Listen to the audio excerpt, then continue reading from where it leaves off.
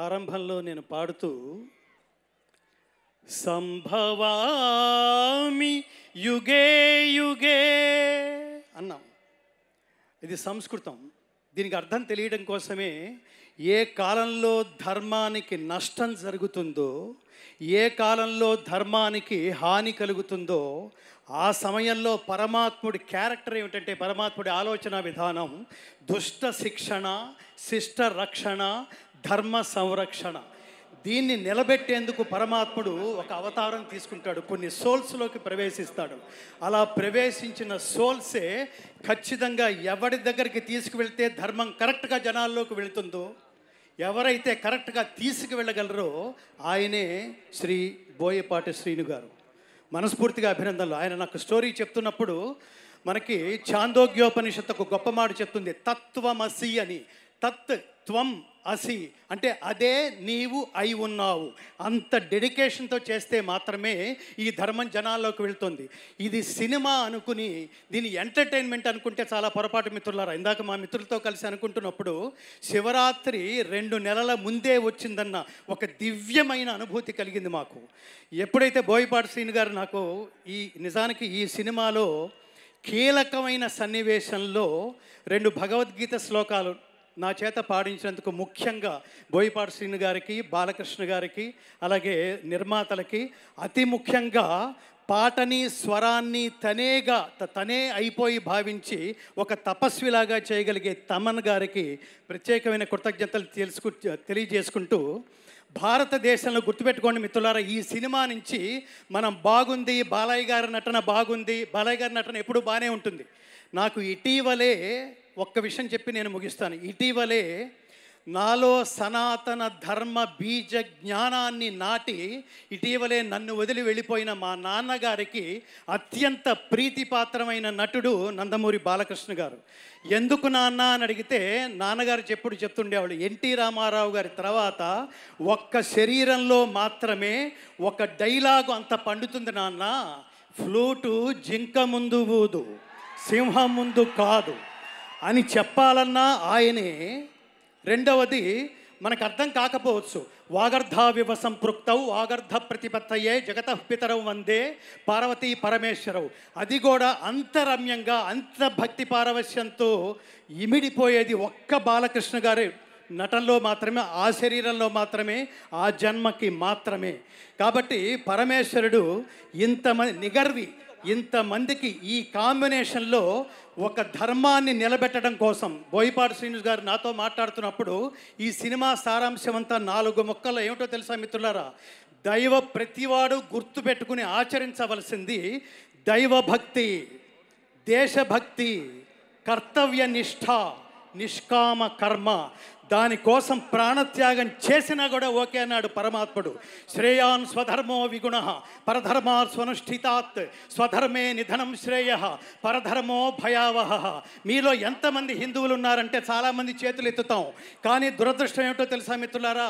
కాశ్మీర్లో ఇటీవల point బ్లాంక్లో gun పెట్టి నువ్వు హిందువా అని అడిగితే నేను హిందువునే అని చెబితే 26 మందిని చూస్తుండగా కాల్చిపారేశారంటే సనాతన ధర్మానికి కేంద్ర బిందువైన భారతదేశం, రాముడు పుట్టిన దేశం, కృష్ణుడి పుట్టిన దేశం, ధర్మం ప్రపంచానికి పంచిపెట్టబడిన ఈ దేశంలో హిందువా అని అడిగి మరీ చంపేశారంటే హిందువులు ఉన్నట్టా లేనట్టా?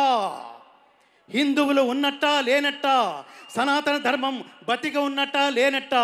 ఈ ప్రశ్నలకి సమాధానమే మనలో ఉన్న సనాతన ధర్మాన్ని, సనాతన ధర్మ తత్వాన్ని జాగృతం చేయడం కోసమే మన మధ్యలోకి తీసుకొస్తున్న ఈ త్రిమూర్తులు బాలకృష్ణ గారు, అలాగే ఈ చిత్ర దర్శకులు బోయపాటి శ్రీను గారు, ఆచంట నిర్మాతలు, ఈ త్రిమూర్తులు వీటికి ఒక సోల్ లాంటి తమన్ గారు.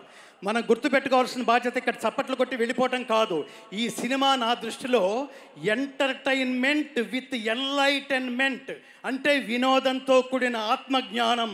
కోట్ల సినిమాలు వస్తే అలాంటి వాటిల్లో ఇలాంటి సినిమాలు రేరెస్ట్గా ఉంటాయి మిత్రులారా.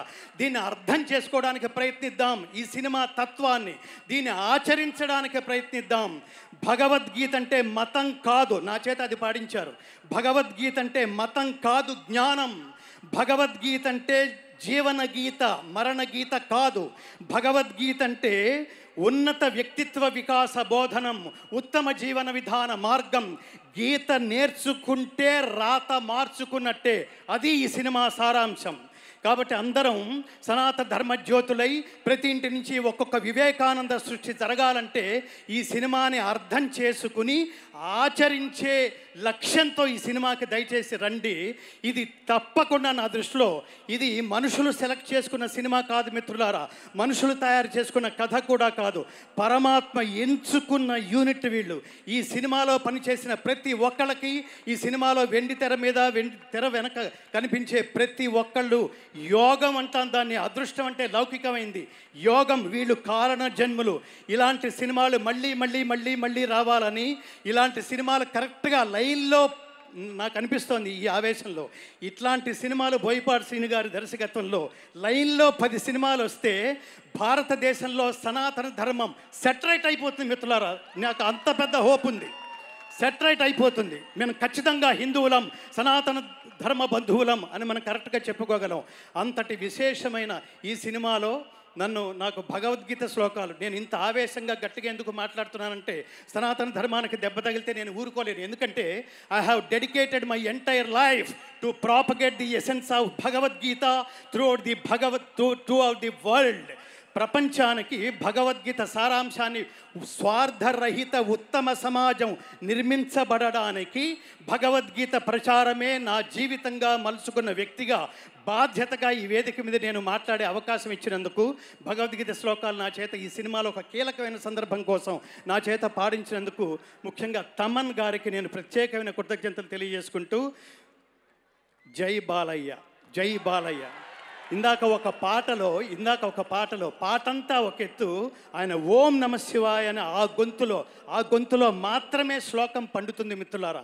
శతాయుష్మాన్ భవ, శతమానం భవతి, శతాయు పురుష శతేంద్రియ ఆయుష్యేవేంద్రియే ప్రతిష్టతి, సంపూర్ణ పరమాత్మానుగ్రహ ప్రాప్తిరస్తు. అందరూ చెప్పండి, జై శ్రీరామ్, జై శ్రీకృష్ణ, ఓం నమ శివాయ, భారత్ మాతాకి. ధర్మం అంటే సర్వజన బంధువే హిందువు అనేది మతం కాదు మిత్రులారా.